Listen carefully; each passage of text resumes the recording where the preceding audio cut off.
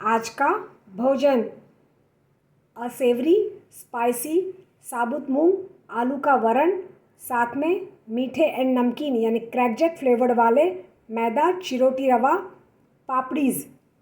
First class combination of a meal, first class combination of a calcium rich meal for a month of मे।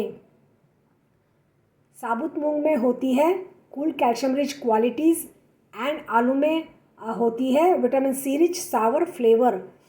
बहुत ही उम्दा combination वाला वरण तैयार होता है। कुकिंग मीडियम के लिए मैंने calcium rich cotton seed oil and सफ़ेद देसी घी का उपयोग किया हुआ है। मसाले में मैंने कैल्शियम रिच लहसुन की कली and acidic calcium rich dried red chilli powder का कश्मीरी रेड चिली पाउडर का उपयोग किया हुआ है।